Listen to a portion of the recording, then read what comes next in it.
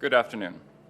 This Sunday, the United Jewish Appeal will host its annual Walk with Israel, a long-standing community event that brings thousands of people together from across the Greater Toronto area. Our role is straightforward: to help ensure that everyone attending can do so safely, and that anyone exercising their right to protest does so lawfully. Toronto Police has been planning for this event in close coordination with organizers and neighboring police services.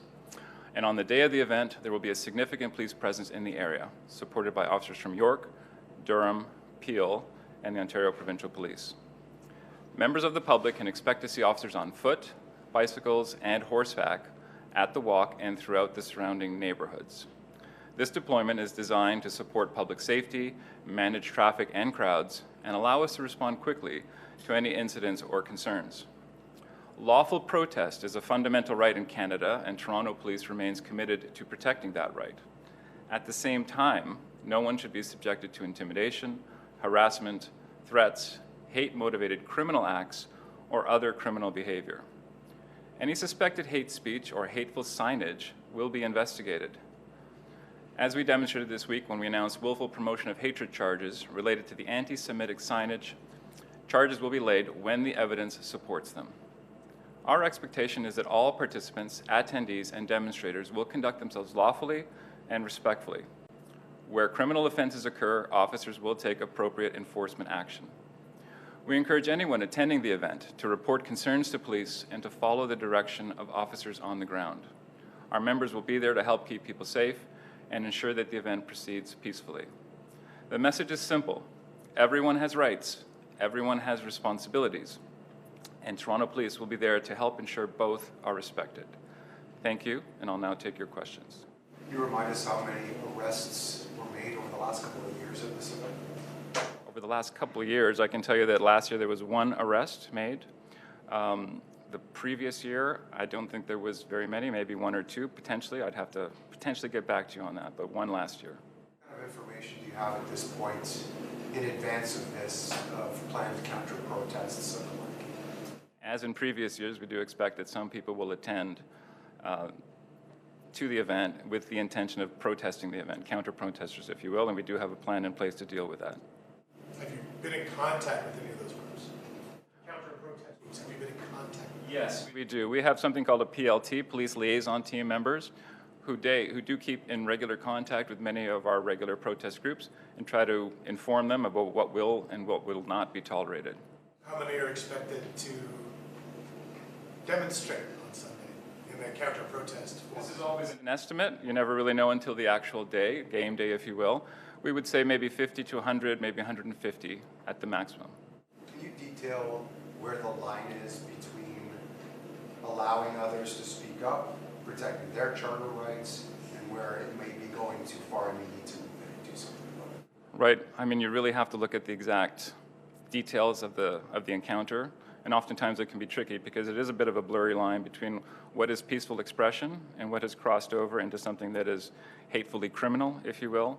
And it's for that reason that we have hate crime experts that will be on the ground. They may not be as conspicuous as some of the uniform presence, but their job is to examine what is being said, examine what signage exists there, and to take the appropriate action. So people can express themselves in a way that is sometimes offensive to other people, but not necessarily a criminal act. So this does happen often at protests. How many hate crimes have been prosecuted from recent demonstrations like this? Because this is something that the Toronto Police has done. They've had hate crime experts. It's difficult to prosecute these sorts of crimes for the reasons you're laying out.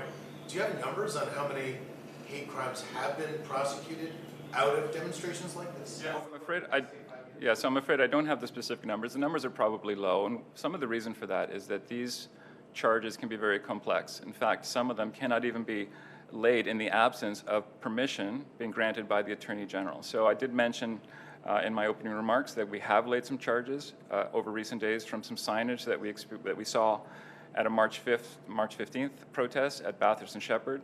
It's a bit of a complex process, and it does take its time to work its way through the courts. So there are examples. I'm afraid I just don't have the very specific numbers to tell you. But those were specifically hate crime charges for the signage? Correct. Willful promotion of hatred. A very similar presser happened last year, and participants in the Walk with had to walk a gauntlet of protesters. What makes this year's risk assessment any different and your police response? So thank you for that question. So it's a fact that whenever we have a large-scale event of any type, we essentially do an after-action review. We try to learn from what went well, what didn't go so well, and we obviously try to improve for future iterations of that same event. And some events do happen annually. I think this is the 57th year for the Walk for Israel. And last year, we're well aware of some frustration from participants that, it was called a gauntlet of hate, if you will. And this is what I'm referring to as Bathurst and Shepherd, which is an area where we saw the protesters congregate. And to the dismay of many, it was too proximate to the walkers. We had police officers there was a separation. But the very fact that families walking by might hear things that are offensive was really distasteful and something that we're hoping to reduce, if not eliminate completely this year. So this year what I can tell you is that there's a very robust plan, particularly at Bathurst and Shepherd, but elsewhere along the 3.9 kilometer span of the walk, to create a greater separation, to create a greater buffer, using more officers, using more barricades, to make sure that some of the things that unfortunately happened last year do not happen again this year. How many police officers will be out? You said you were getting help from other forces. So that's right. We're very fortunate that we participate, we help each other, neighboring police services. So I mentioned Peel, York, Durham, and the Ontario Provincial Police. They will be sending public order unit officers to assist us, just as they have on previous years. As to specific numbers of officers, so for operational reasons, I wouldn't provide that, but I can tell you that there will be significant resources deployed in a manner of ways, on bicycles, on horseback, as I will, standing. There will be undercover officers. There will be officers that are not as conspicuous in and around the walk all along the entirety of its route. Can you give specifics? Can you say if it's more than last year, given the recent anti-Semitic hate crimes that are being investigated around replica firearms targeting members of the Jewish community, shootings of synagogues, and so on? Of course. So, I'm not trying to be coy with you. I would tell you that there are more officers than last year. And when I say more officers, we were talking hundreds of officers. I'm just not going to get into the really specifics of where they are, who they are, and so forth. One more question? There's There's an astronomical sum of money that goes into not just this event, but policing other types of protests.